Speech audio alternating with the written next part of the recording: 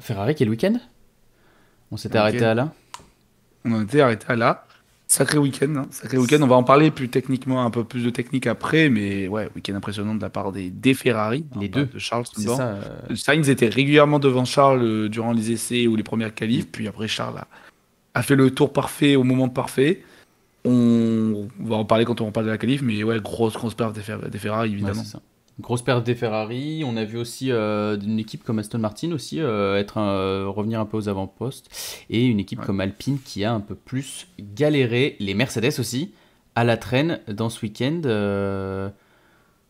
Comment ça se fait est-ce que tu as des explications pour ces problèmes côté, surtout côté Lewis Hamilton finalement? Parce que Valtteri Bottas a réussi quand même une Bottas était troisième plus à place. l'aise, Ouais. effectivement. Bottas était plus à l'aise. Ouais, non, Lewis Hamilton, enfin, les deux Mercedes, ils ont, voilà, ça va en fait, c'est l'antagoniste de Ferrari en termes de conception sur le fait que la voiture est quand même beaucoup plus longue. Tout est relatif, évidemment, hein, ça joue pas non plus à des coups de, c'est pas des mètres, mais il y a une différence de longueur qui fait que dans un circuit comme Monaco, votre voiture est, par le fait de leur, comment est la voiture, elle pivote moins. Et à Monaco, pivoter, c'est une des choses les plus importantes. C'est en gros de prendre le virage, on va dire, comment expliquer, faire un changement de direction le plus facilement possible. Et la Ferrari a cette capacité plus importante pour la Mercedes. C'est pour ça que dans des grands prix comme Monaco, où on aura beaucoup de virages à 90 degrés ou des virages serrés, eh ben, on va avoir Ferrari beaucoup plus devant. Surtout quand il y a en plus pas de ligne droite. C'est ça, Ferrari ou Red Bull du coup dans ce cas-là. L'agilité de la monoplace, c'est exactement ça, Evie. Et donc on vous a demandé ce que vous avez pensé des qualifications donc de ce Grand Prix, ce que vous avez retenu en fait tout simplement. Et voilà, bon ça ne nous étonne pas forcément, mais voilà, 89% d'entre Bah, vous ont retenu la pole de Leclerc et c'est bien évident. Il est allé nous faire un temps tout premièrement stratosphérique et après il est allé la planter au niveau de la chicane de la piscine. Une pole façon Rosberg mais avec des gars et non, non, ça lui a Rosberg, coûté la c'est course. sûrement fait exprès. Rosberg, on ne saura jamais, mais c'est sûrement fait exprès. L'épaule de Leclerc, c'est tout sauf. Enfin, en tout cas, l'accident est tout sauf fait exprès.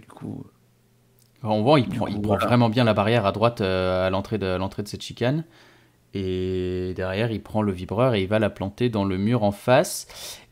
Et 11% pardon, d'entre vous ont voté les Mercedes. C'est vrai que Bottas 3e et Hamilton surtout 7e.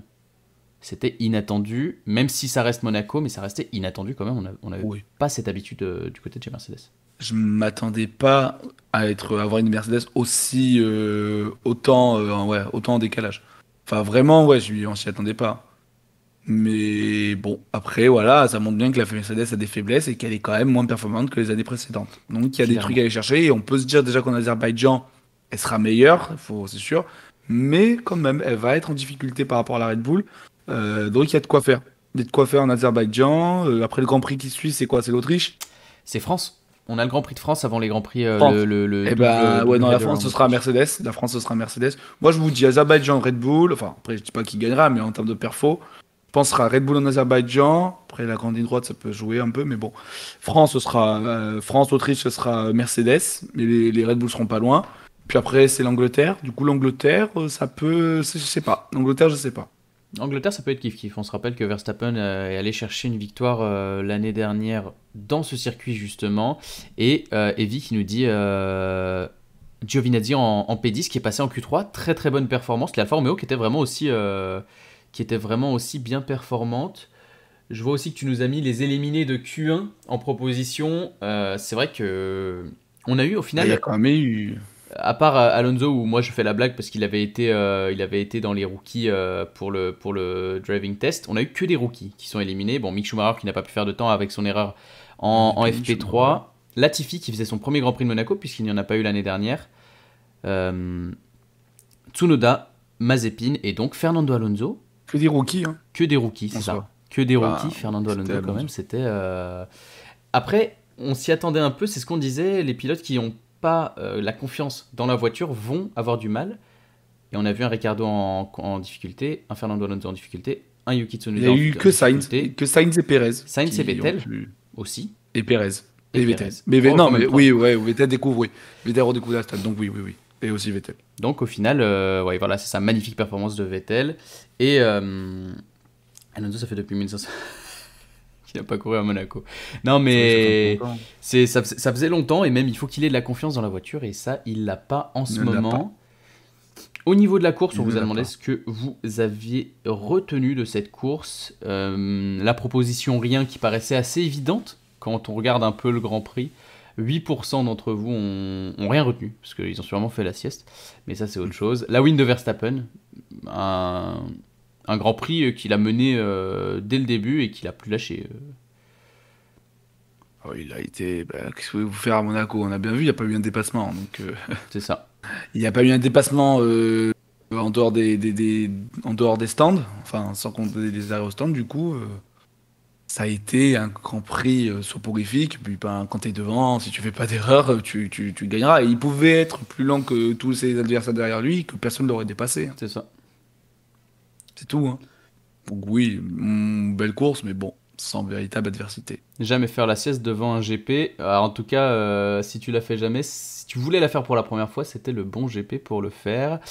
J'ai retenu maintenant, Lewis Hamilton peut dessiner l'arrière de la monoplace de Pierre Gasly avec une grande précision. C'est Et vrai bah, qu'il doit bien le connaître maintenant. Il doit ça bien rapporte connaître avec les l'arrière-train. 35% d'entre vous qui ont voté les Mercedes. Les Mercedes dans le dur. Valtteri Bottas avec son problème au niveau des stands et Lewis Hamilton qui a collé l'arrière-train de Pierre Gasly pendant 18 tours, c'est ça? C'est long. C'est très très Pendant long. trop de tours. C'est très long. Tu te vois en plus dépasser par Vettel et Perez, mais tu dois péter un plomb Mm. dans ta tête, quoi. Sachant Tu dois qu'il péter. il a bien questionné du coup après ça la stratégie Mercedes, on en reparlera tout à l'heure. Et 42% d'entre vous ont retenu Leclerc pendant la course. Moi perso, je l'ai pas vu. Non, mais ce qui lui est arrivé, ça compte quand même Ouais. dans la course, quoi. C'est choc. Ce qui arrive, c'est un gars, C'est triste, hein. depuis qu'il est dans le monde du sport auto, donc depuis la F2, donc 2017 ou 2016, je ne sais 16. plus, ça fait 2 ans de F2, pas de finish, 2 ans de F1, enfin, 2018, il abandonne avec Alfa Romeo, 2019, il abandonne avec Ferrari, en plus d'être parti très loin avec Ferrari, 2020, pas de course, et 2021, il fait la pole, Pas de départ au et final. il y a ça qui lui arrive, même pas de départ, Mm. c'est incroyable. J'ai vu qu'il avait mis un post sur Instagram, je crois qu'il disait je commence à m'y habituer un peu à ce genre de sentiment Ah oui. ici et c'est quand Surtout même qu'il aurait gagné, du coup, hein, vu la physionomie de la c'est course, sûr, comment elle s'est passée. c'est sûr. Alors, c'est vrai que j'aurais pu le mettre dans le sondage. Pas de safety car à Monaco. Pas de safety car et je crois même pas de drapeau jaune. Et pas de drapeau Je vois jaune. pas un drapeau Du jaune. coup, non. Du coup, non, pas de drapeau jaune. Non, non, pas de drapeau jaune. Ouais, c'est ça. Bah, sachant que les voitures qui étaient le plus prédisposées à faire des accidents étaient les As et qu'elles avaient interdiction de rouler proche des murs. Bah Premier voilà virage au quoi, hein, premier déjà. tour. Oh, il y a eu un drapeau Par jaune pour le rapport. premier virage au premier tour. Ah bon. Euh, C'est un départ quoi. C'est un départ à Ouais, il y a Monaco. eu un débris Oui, non, non, oui, Peut-être non. qu'il y a Il y a pas quelqu'un qui a eu. tenté quelque chose d'héroïque à Saint-Dévote, mais Ah si, il y a eu un dépassement, je viens de penser. Il y a eu un dépassement dans la au course. départ, Ouais, le dépassement de. c'est Ocon. Autre que le départ, c'est. Non, c'est. Alors, il y a deux dépassements. Après, je sais pas si lui on peut le considérer. Il y a celui de Giovinazzi sur Ocon. Mais alors Ocon tente Giovinazzi d'attaquer part devant Perez. Ocon. Oui, mais Ocon le passe au départ. Oui, et il Monter le redouble. Devote. Ouais. Et après, Perez et Ocon se chauffent à Devote. Monter. Et Perez tasse un peu Ocon. Ocon perd de la vitesse et se fait dépasser C'est ça. Ouais. par Giovinazzi et presque par Stroll. On l'a vu au virage du Loves. Et il y a sinon le dépassement au virage du Loves de Schumacher sur Sur Mazepin. Mazepin, c'est vrai. Sur Mazepin, et Voilà, donc au non, final on peut y Schumacher compter. d'ailleurs a perdu, C'est a eu pas un quelque chose C'est pas un après. dépassement Gabix. La sortie de Vettel Oui, oui. sur Gasly, c'est un dépassement au stand, c'est pas un dépassement. C'est à la stratégie. D'ailleurs, je déteste la personne qui gère le visionnage parce qu'il a décidé de nous mettre un ralenti de Stroll au moment où on voit la seule action du Grand Prix. Donc C'est affolant. c'était vraiment Oh bah, je sais pas s'il est encore engagé, je sais pas s'il travaille encore là-bas maintenant, hein. c'est compliqué quand même parce Je me que demande s'il travaille encore là-bas. ça m'a vraiment rendu fou sur le coup. Mais ouais, bon, pas beaucoup de dépassements. On va revenir un peu sur la qualif. On va faire qualif par qualif. Donc en Q1, on a dit, bon, on l'a déjà vu. On l'a déjà dit, les éliminés de Q1. Donc Mazepin, Latifi, Alonso, Tsunoda. Russell qui passe donc en Q2. Avec surtout les contre-performances du japonais et de l'espagnol. Et il y a déjà eu de la pluie à un GP de Monaco. Ouais, il y a eu de la pluie. Je me souviens une année où il y a eu de la pluie et c'était Jolyon Palmer qui était parti en Oui, cacahuète quand il était chez Renault. il y a Donc eu je pense que c'est très, 2017, quelque chose comme ça. il y a eu très très souvent enfin très souvent. Il y a eu de la pluie à Monaco, bien sûr. Mais En plus à Monaco, 2016-2017, je sais plus. plus à Monaco, Puis à c'est Monaco, un délire. en 2008, il y a eu en 2008. Et c'est l'année où Il y a Hamilton eu est allé gagner le Grand Prix, c'est ça? Il avait tapé au niveau de la piscine et après il est allé en gagner le Grand Prix, je crois. 2008, ouais, c'est Hamilton, il tape à la piscine, enfin juste avant la piscine, et oui, mais par contre, oui, Et il va remporter le Grand Prix, ouais, c'est ça. il remporte le Grand Prix. Gasly est à soi-disant 3 wins pour la prod de Formule 1. Bon, il y a dû avoir un bug dans leur Ah. truc. Il y a dû avoir un Euh, petit bug. Bon, revenons à la qualif. Les éliminés de Q2, donc on a George Russell, bon, bien évidemment. Kimi Raikkonen, 14e, et qui vraiment fait un début de saison, bon, un bon début de saison, mais qui s'est compliqué par rapport à Giovinazzi, ou en tout cas Giovinazzi qui est très très performant. Ouais. Il confirme un peu le fait qu'Alfa Romeo les conservait, alors que ça paraissait pas forcément évident pour tout le monde. Pour Et moi, derrière, principalement. oh bah, t'inquiète pas que je suis dans le même cas que toi. Derrière, on a Lance Stroll, Daniel Ricciardo, un peu étonnant de sa part. Enfin, pas forcément étonnant, puisqu'au final, il a un peu du mal avec la McLaren depuis le début de la saison. Mais par rapport à un Lando Norris qui va la placer en 5e position, c'est décevant, on va dire. Décevant, il est pas au niveau, attends, il est pas au niveau comme Alonso. Alors Alonso, on peut toujours dire, enfin on peut toujours dire, il retrouve la F1, il redécouvre, donc ça compte pas. Mais par contre, ouais, Raikkonen, ça devient dur. Peut-être la dernière saison de Iceman, Hmm. à voir. Moi, je souhaite pas, hein, j'aime beaucoup ce pilote, mais maintenant, s'il se fait dépasser, enfin s'il est régulièrement derrière Giovinazzi, ça Ça va va être commencer à. Il était devant en Espagne ou il était derrière? Je sais pas, il était devant, non? en Espagne. Je Ouais, me qu'il souviens fait plus. pas. Je peux te regarder ça. En qualif, tu Je parles? crois que. Ouais, comme En qualif, qualif. non, il s'est qualifié 17e et Giovinazzi 14e. Mais à la Non, en course, course, en à course, la ouais, en course, il course. avait la stratégie en un stop. Ah, ouais, voilà. Après, C'était bon. le seul qui était parti en média. Et derrière, dans le top 10, on a un Sébastien Vettel qui a réussi à accrocher le wagon de la Q3. On a un Sergio Perez aussi qui y est, mais qui est 9e. Pareil, un peu décevant au niveau de la qualif. Après, beaucoup de ces pilotes, enfin tous ces pilotes, ont quasiment été privés d'un deuxième run à cause du coup de Charles Leclerc qui est allé placer sa voiture dans le mur. Au niveau de la pole, c'est Charles Leclerc, du coup on en a parlé. Incroyable performance. Les Ferrari de façon générale ont été incroyables dans ce week-end. Derrière, c'est Max Verstappen et Valtteri Bottas. Et le point d'interrogation, c'est Lewis Hamilton en 7e position. Il a eu du mal tout ce week-end à régler sa voiture, à être à l'aise avec sa Mercedes pour aller être rapide en fait tout simplement. Ben ouais, il a été dans le trafic, en course, en qualif, il s'est raté. Bon, y a pas. Après voilà, il n'y a pas à l'accabler. Hein, semaine prochaine, il sera de retour au niveau et puis voilà. Hein. C'est bien pour le championnat et puis C'est ça, c'est tout. C'est c'est bien pour ça. le championnat qu'il soit septième. Ça fait passer Max devant, Red Bull devant. Mais moi, de toute façon, je l'avais annoncé hein, que Red Bull allait être au-dessus de Mm. Mercedes. Hein. Mais là, le Voilà, truc, donc c'est que vu que l'écart en qualification est tellement réduit entre les poleman et la, disons, 8e, 10e place, ce qui fait qu'en fait, quand il y a une voiture qui n'est pas performante, et ben, c'est ah énormément de bah ça voitures qui pique. viennent le doubler. Et Allez, ça allez. pardonne pas. Et encore plus à Monaco, ça pardonne pas. Bah, surtout que les Ferrari étaient extrêmement performants. Ça faisait vraiment deux voitures de plus dans le Mm. lot. Il y avait la McLaren de Norris et la AlphaTauri de Gasly. Ouais, Ça fait quand même quatre voitures qui sont là et qui peuvent te choper la place, quoi. clairement. Donc, Et quand on rajoute un Max Verstappen, un Valtteri Bottas et potentiellement des fois un Sergio Perez, et ben on peut très vite se retrouver à la 8e ou 9e place si la qualif se passe pas. Les Ferrari, c'est seulement ce week-end, j'y crois pas perso, je pense aussi, Evie, je pense aussi. mais ça fait quand même Sur plaisir. certaines pistes, oui, mais qui ressembleront à Monaco, genre Singapour, la Russie peut-être. Après, il y a des La plein de charges Russie, quand même, donc c'est un peu plus compliqué. c'est un belle ligne droite quand même. Ouais, voilà, il y a quand même pas mal de lignes droites, mais bon, ils peuvent être pas mal à des moments, donc bon, à voir. Mais du coup, c'est pas mal, c'est très bien pour ce week-end. Ils seront à peu près là dans les prochains Grands Prix, ils vont être dans le rythme, pas loin, mais ils vont être dans le rythme des McLaren. C'est ça. Ça fera une belle bataille pour la troisième place. C'est Donc ça, c'est bien pour eux. la troisième place du championnat qui est en jeu. On a dit donc voilà, au niveau de la course, bon, il n'y a pas grand-chose à raconter. Le départ, impeccable, à part du coup le problème de Charles Leclerc. J'ai cru comprendre que le problème de Leclerc venait pas forcément de la boîte de vitesse et pouvait même ne pas être en lien avec l'accident qu'il a eu pendant la séance de qualification.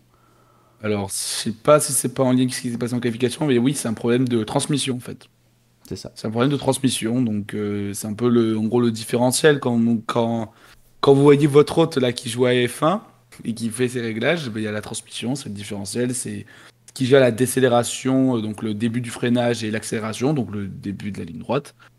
Donc c'est ce qui permet d'avoir en gros plus ou moins de traction, plus ou moins de stabilité, de réactivité, suivant le réglage. C'est ça qui a été apparemment touché. Est-ce que c'est lié au choc? Je sais pas. J'espère quand même que c'est lié, sinon c'est vraiment une malchance incroyable. Clairement. Mais du coup, ouais, non, ce n'est pas Mais la boîte de j'ai vitesse. cru entendre de la part de Mattia Binotto que comme quoi ça pouvait même ne pas avoir de lien avec le crash. Ça me paraît un peu Ah, bizarre, c'est incroyable. Ah, mais c'est euh, incroyable quand même. Putain. mais quand même si c'est lié, bah, les mécaniques auraient pu le voir, non. Et bah je pense qu'ils ont pas forcément vérifié ça. À mon avis, ils ont vérifié la boîte de vitesse justement et la boîte de vitesse elle était intacte du coup et il y avait aucun problème à ce niveau-là. Donc on peut pas en vouloir à Ferrari. Vraiment. Donc c'est juste de la malchance, on va dire, entre guillemets. Et donc le départ de ce Grand Prix, et on s'installe directement dans un Grand Prix de Monaco. Tout simplement, personne ne se passe. Sainz qui a vraiment le rythme des voitures de devant, ça m'a vraiment surpris. Ah, il était. Ouais, ouais. Il est resté là, et après les voitures de devant étaient vraiment... Enfin, Verstappen donnait le tempo, quoi. C'était vraiment... il roulait 8 secondes plus lentement, 6 à 8 secondes plus lentement que le tour de qualif. Et il a mis le tempo et est Ben, arrivé très vite en fait la valse des arrêts au stand. On n'a pas eu de, on a rien eu ouais, d'ici là. À part le départ, Ocon qui a doublé Giovinazzi, il a essayé de doubler Perez, ça n'a pas marché, il a reperdu la place sur Giovinazzi. Et derrière, on arrive aux arrêts au stand et c'est les Mercedes qui ont lancé la stratégie des stands. Erreur de la part de l'équipe allemande. ben, ils ont tenté. Non, mais après, on peut pas leur reprocher d'avoir tenté. Ils étaient bloqués derrière. On ne savait pas trop comment se comportaient les pneus. Après, ils auraient pu le savoir, vu qu'il faut 3 tours pour les chauffer. Tu sais bien que l'undercut va pas fonctionner. Mais bon, ils ont osé, ils ont tenté. Bon, qui ne tente rien à rien, hein. C'est ça. L'undercut n'a pas C'est vrai que. fonctionné. Et en Mais plus comme de on ça... l'a. Oui, vas-y. Oui, mais comme l'a dit Ed Marco, c'est Mercedes, on a besoin de les harceler. On voit bien que dès qu'il y a un peu de trafic, déjà, bon, bah là c'était Monaco, donc pour dépasser, d'accord. Mais dès qu'il y a un peu plus de concurrence, Mercedes peut avoir du mal. Des fois, ils arrivent à faire des coups magistraux, ils l'ont fait rien que cette saison. Mais ils montrent aussi des faiblesses. Et Mm. pas que de la voiture sur la piste, de l'équipe en général. Ouais, c'est ça. Et c'est pour ça que c'est bien que Red Bull soit aussi proche, parce que ça engendre des fautes de la part de Mercedes et ça nous donne plus de spectacles et plus de spectacles au niveau du championnat.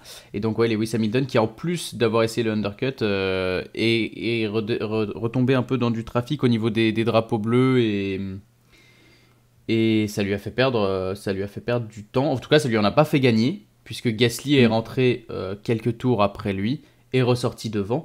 Et c'est Sébastien Vettel et Sergio Perez qui vont réussir le joli coup Ah ouais. à rester plus longtemps, ressortir devant les deux pilotes qu'on disait, donc Gasly et Hamilton. On a vu une belle bataille à la montée jusqu'au casino entre Vettel et Gasly, et c'est Vettel qui l'aura emporté. Et ensuite, Perez, par contre, lui, il est ressorti tranquillement devant. Bah, ils ont fait le coup parfait. C'était l'overcut cette fois-ci qui marchait, et c'est bien joué de leur part. Le coup, ça fait du bien de voir Vettel à ce niveau-là, Mm. parce que voilà, comme je vais me répéter encore une fois, mais je l'ai déjà dit, tous ceux qui me disent, je suis désolé pour s'il y en a dans le chat qui pensent comme ça, mais ah, Vettel, c'est le temps de la retraite, même Alonso, bon, Raikkonen, c'est peut-être un peu plus compliqué, mais voilà, tout ça où ça m'énerve, quoi. Il y a pas... C'est souvent des gens qui arrivent de la F1, qui regardent la F1 depuis 2 3 ans, qui n'ont pas connu les années Vettel, les années Alonso, les années Raikkonen, et qui commencent à parler juste parce que c'est des mecs un peu vieux qui ont plus le niveau. Ok, ils ont peut-être plus le niveau actuellement, La F1, c'est des dynamiques, hein, comme tout sport. Bon, bah là, la dynamique, elle est pas très bonne pour eux, même malgré les quelques bons résultats pour chacun sur différentes pistes. Mais là, quand j'entends des gens qui se permettent de dire Vettel, c'est la retraite, Alonso, il est peut-être le temps de. Moi, ça m'énerve. Du coup, voilà, aujourd'hui, c'est Vettel qui a répondu. Alonso avait répondu au Portugal. Donc, tant mieux pour eux. Maintenant, voilà, si les gens ont envie de penser ce genre de choses sur ces grands pilotes, ben, qu'ils aillent les penser. De toute façon, c'est des gens qui pourront dire, mais c'est qui Senna, c'est qui Prost. Donc, parti de là, je n'écoute pas ce genre de personnes. Ouais, Des c'est ça. Formule X. Des Formule X. La performance de Sébastien Vettel qui enlève un peu le doute qui planait autour de lui depuis cette début de saison et qui vient aussi enlever le doute autour de l'Aston Martin puisque à côté de lui, Lance Stroll finit 8ème en étant parti 13ème. Pareil, il est parti en pneu hard et il a réussi à faire la stratégie de l'overcut. Il aura réussi à doubler Ocon, Giovinazzi, Raikkonen et Daniel Ricciardo. Ocon qui aura fait le jeu aussi de Lance Stroll puisqu'il était dans l'Alpine avec un rythme inférieur à celui de Stroll avec des pneus plus vieux et qui aura retenu les deux Alfa Romeo et le pilote australien. Mais au final Ocon 19e 9e pardon avec l'Alpine qui était quand même inférieur par rapport à ce qu'on a vu Mhm. dernièrement. Bah, moi, ça m'étonne pas. C'est pas un circuit qui correspondait à l'Alpine. De ce que je vois de comment est formée cette voiture, bah, voilà, c'est dommage de ne pas avoir une voiture régulière comme on peut avoir avec les McLaren ou les Ferrari. Ils seront plus à l'aise sur ils seront plus à l'aise certaines pistes. Je pense que dans des Grands Prix comme l'Autriche, on pourra les voir par exemple performants, mais là, à Monaco, ça m'étonnait pas. Maintenant, j'espérais quand même qu'il fasse quelque chose de mieux, surtout Alonso, hein. Mais bon, c'est Ocon qui a encore fait la belle perf quand même. Hmm. Du coup, ça montre la force qui grandit en lui, et ça, ça m'impressionne. Ça Ouais. m'impressionne, je le redis. Et puis, non, tu reparlé des Aston. Les Aston, ça m'étonne énormément qu'elles aient été performantes comme ça sur le circuit. Tant mieux pour elles. Maintenant, faut leur laisser du temps aussi, hein. Même si même s'ils viennent de Racing Point, c'est quand même une équipe qui est nouvelle, qui découvre. Donc, ils ont les moyens de bien s'améliorer sur les prochaines saisons et sur celle-là, évidemment.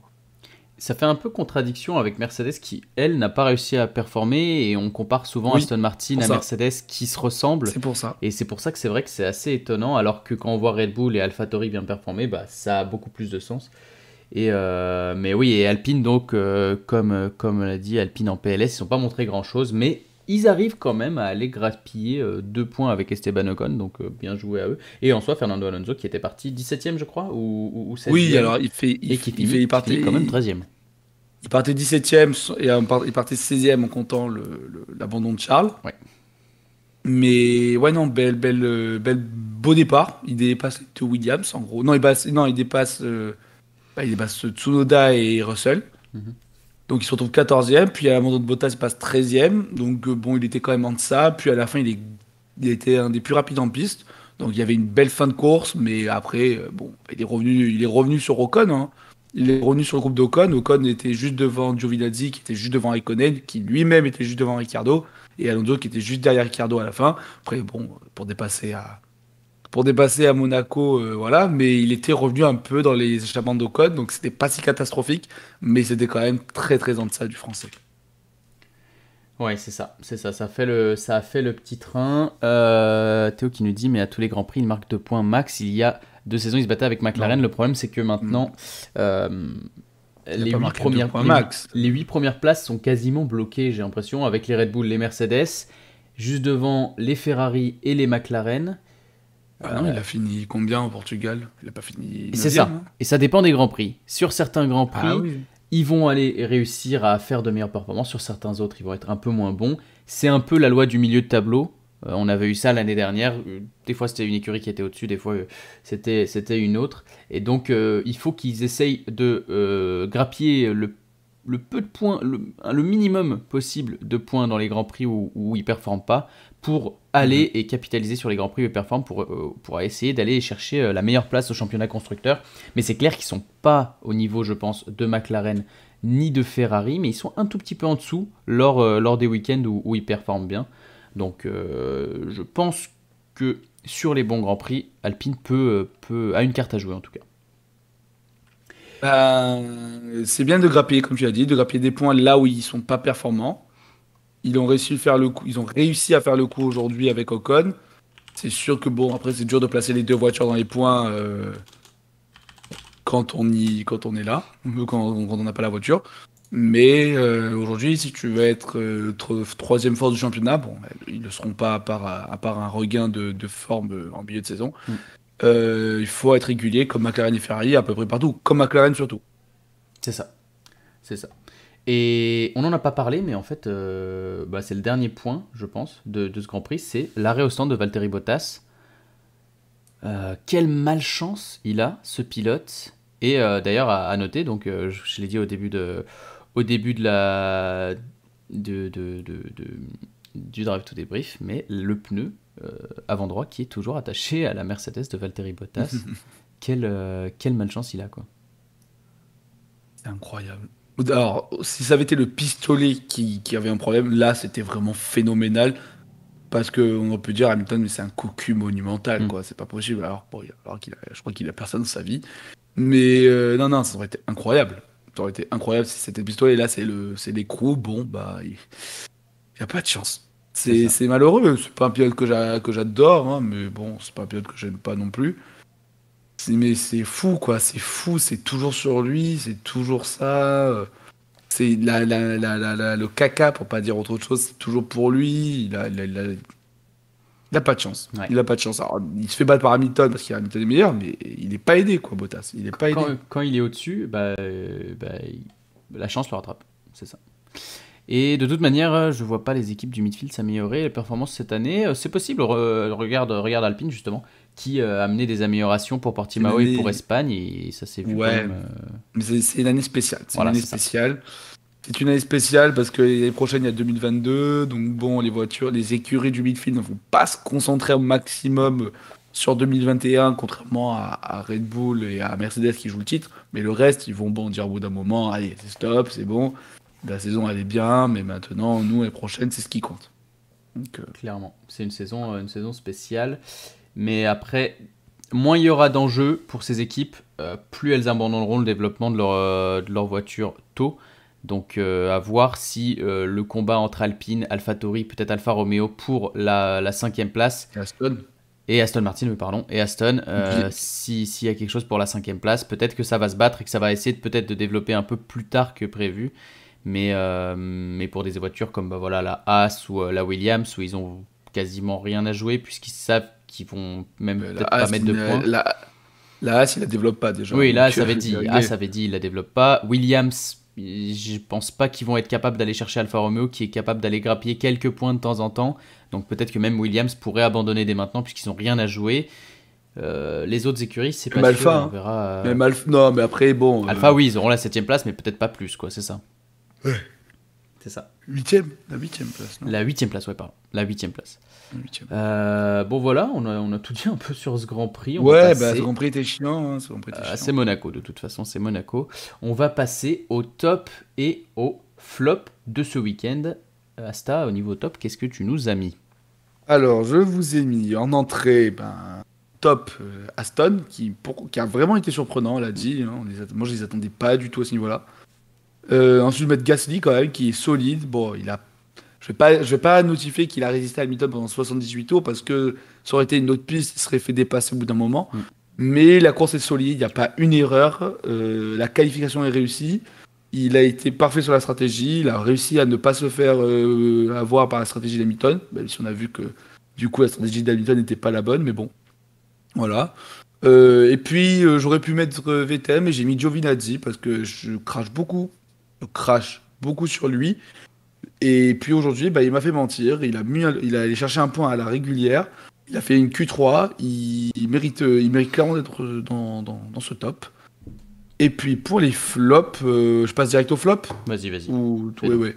Je passe direct au flop. Et Mercedes qui a été catastrophique. Rythme n'y est pas. Problème avec Bottas. Hamilton qui se plaint énormément. Ça rentre pour moi dans un flop. Et je vais mettre aussi dans le flop Alonso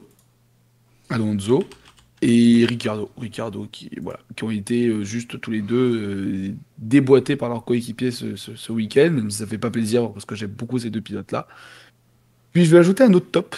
Je vais déroger à la règle des trois tops et je vais rajouter Romain Grosjean qui a fait sa première en tant que commentateur. Ouais, si tu le faisais pas, j'allais le faire. Et voilà, bah, c'est en notre nom, je le fais en notre nom à tous les deux, qui a été super. C'est pas facile de commenter. Moi, je pense, je me fais mon auto-promo comme ça. Je commente avec la XRT parfois. Je peux vous dire que c'est pas facile de commenter un Grand Prix, surtout un Grand Prix comme ça où il y a que du creux.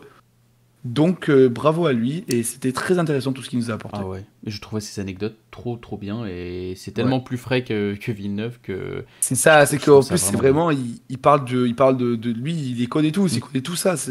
Alors que bon, Villeneuve, il a pas le même œil. Et surtout, c'est moins frais. C'est ça. De mon côté, au niveau des tops, bien sûr, je suis allé mettre Ferrari parce que c'est pour ça que j'ai mis la casquette. D'ailleurs, mais Ferrari, ouais, bah, on en a déjà parlé, mais quel week-end ils ont été, C'est pour ça que j'ai allés mis nous Charles faire Mercedes. pour la Les déception. flops. Ouais. Non, mais moi, Euh, je suis pas fan de Mercedes en plus. C'est juste que j'aime bien oui. les t-shirts F1 en général. Ouais, Ferrari, on s'est dit pendant les essais, bon, c'est les essais, et au final, ils ont été là tout le long, et très beau podium de la part de Sainz, et je me dis que si Leclerc avait pu partir, ils auraient fait 1 et 3, et ça aurait été vraiment phénoménal pour eux. Verstappen, parce qu'il a juste été le boss, à partir du moment où Leclerc n'était plus là, il a pris la tête de la course, et il est allé gagner, du coup, dans ce Grand Prix de Monaco, prendre aussi la première place au championnat.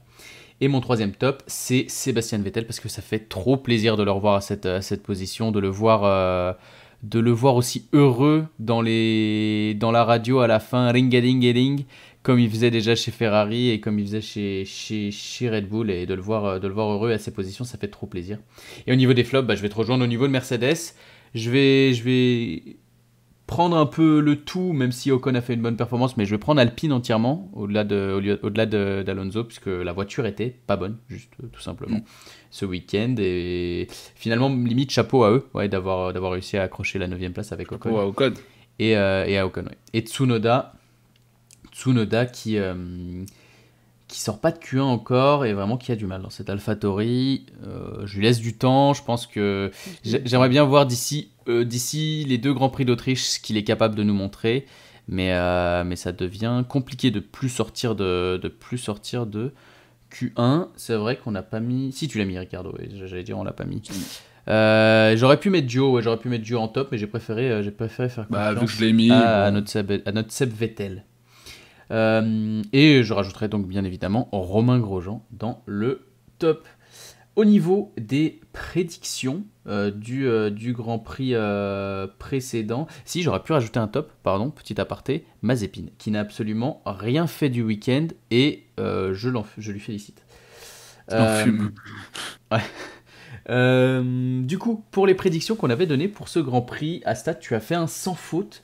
Tu nous avais dit Red Bull au-dessus, et ça a été le cas, hein, clairement, et que ce soit au niveau de la performance de Max Verstappen, au niveau de la stratégie qu'ils ont réussi à appliquer avec Perez, et au niveau du rythme que Sergio Perez avait en course, premier et quatrième, alors qu'ils étaient partis premier et neuvième, c'est vraiment un bon résultat pour eux, et sachant que Bottas a abandonné et qu'Hamilton a fini uniquement septième, c'est un Red Bull au-dessus de Mercedes, je voulais dire. Oui, c'est ça. C'est un très très bon résultat.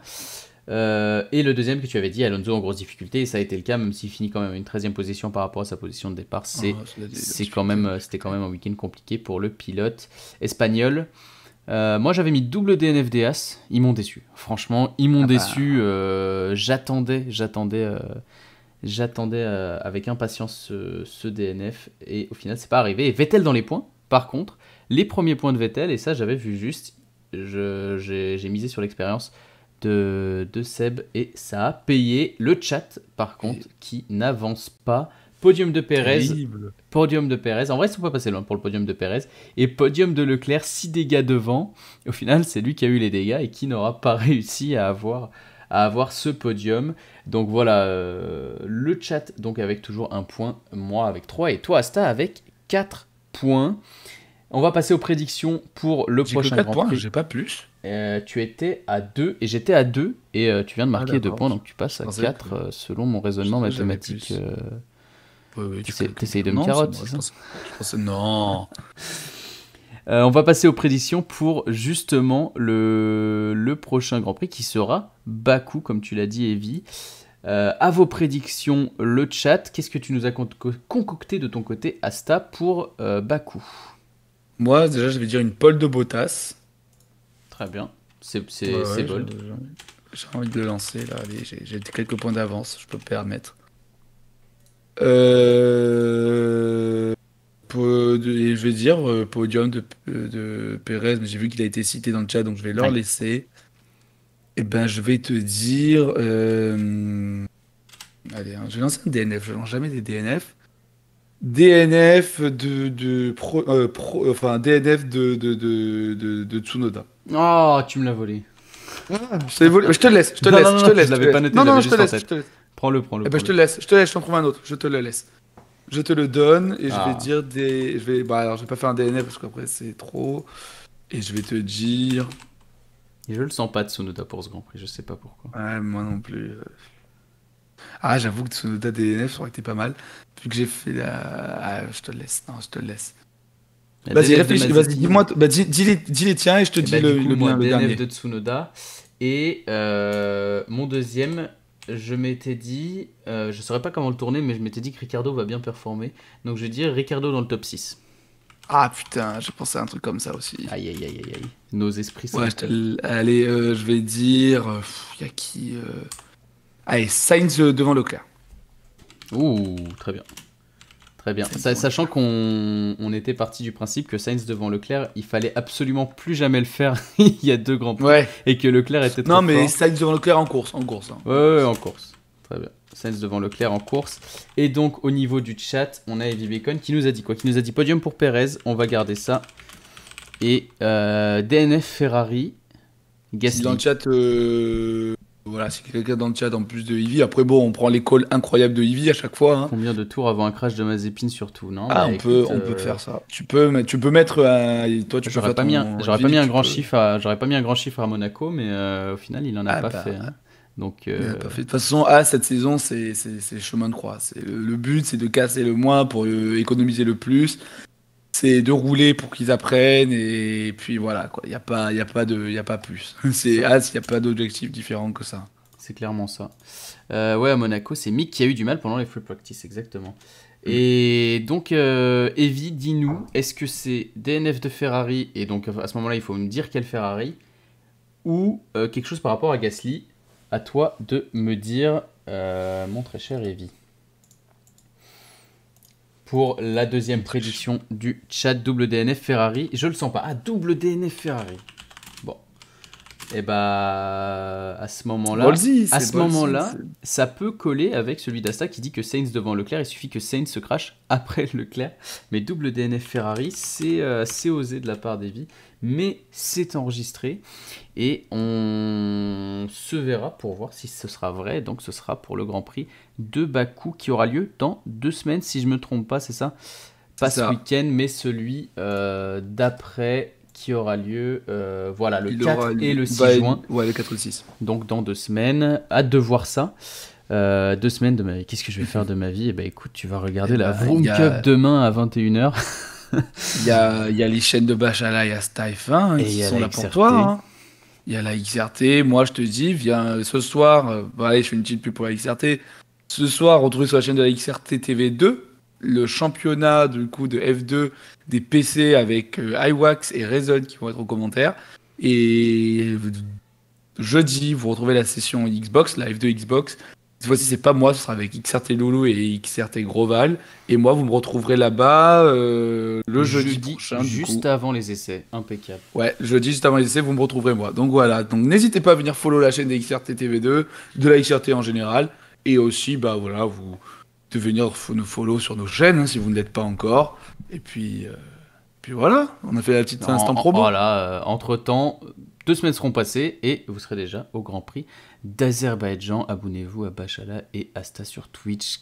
Moi, je fais plus Twitch. Attends, moi, je suis out Twitch. Envoyez des tips par centaines. Quel homme, Heavy Bacon, quel homme. Mais quel homme, cette vie.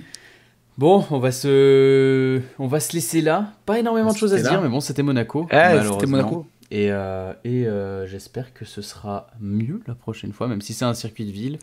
Venez en masse là-dessus. Allez, à 100 subs, c'est stream piscine avec Bachar.